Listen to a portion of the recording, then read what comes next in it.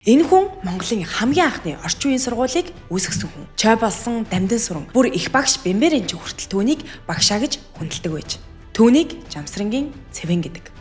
Цэвэн 1881 онд Буриадын Игэл ард Жамсрангийн хүү болон мэндэлсэн. Аав нь гэрээр төвд Монгол бичиг заасан нь хожим эрдэмтэй хүн болох хамгийн чухал хэллэгийг нь тавьжээ. Тэрээр Санкт Петербургийн их сургуулийг Орос, төвд Монгол, Буриад, Хятад, Франц хэлний мэдлэгтэйгээр дүүргэж үлдсэн амьдралаа Монголын залууст эрдэм мэдлэг түгээхэд зарцуулсан. Тэрбээр үндэсний сүнсэн түүх хэл зан заншлаар нь илэрдэг. Хэл бичиг ном сурах нь зөвхөн боловсрол бус ард түмний өвийг авч явах ёс юм гэж үздэг байж.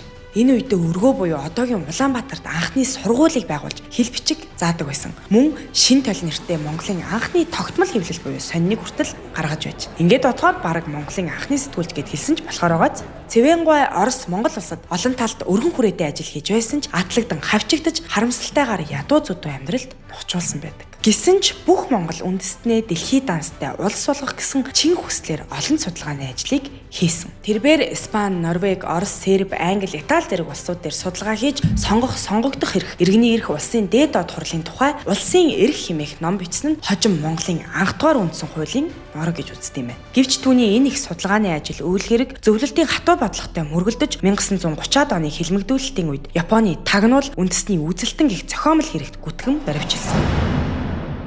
Ийхүү Жамсрангийн Цэвэн 1937 онд Орон бүүргийн шоронд 5 жил хоригдож шоронгийн хүнд хэцүүг даалгүй таалалд өгсөжээ.